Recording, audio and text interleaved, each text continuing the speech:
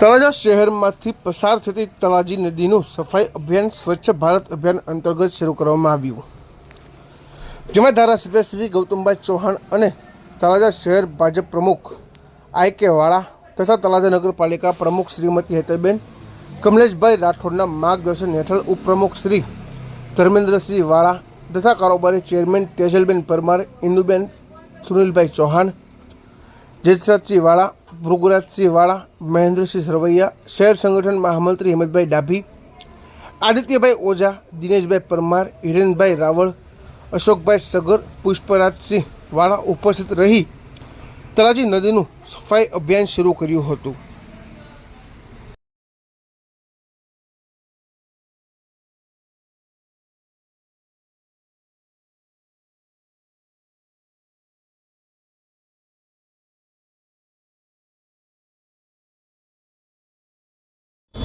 તળાજા નગરપાલિકા ઉપપ્રમુખ ધર્મેન્દ્રસિંહ વાળા સ્વચ્છતા ભારત અભિયાન અંતર્ગત પ્રી મોન્સૂન કામગીરીમાં તળાજા નદીની સાફ સફાઈની શરૂઆત કરેલી છે। તેમાં તળાજાના વિધાનસભાના ધારાસભ્ય ગૌતમભાઈ ચૌહાણ અને તળાજા શહેર પ્રમુખ આઈ.કે. વાળા તેમજ તળાજા નગરપાલિકાના પ્રમુખ હેતલબેનની સૂચનાથી તમામ તળાજાના પ્રી મોન્સૂનની કામગીરીની શરૂઆત થઈ ગઈ છે। એમાં તળાજા નદીથી શરૂઆત કરી છે અને હજી આગળ દીનદયાળ નગર પછી ધનેશ્વર એમ અલગ અલગ જગ્યા પ્રી મોન્સૂનની કામગીરી કરવાની છે।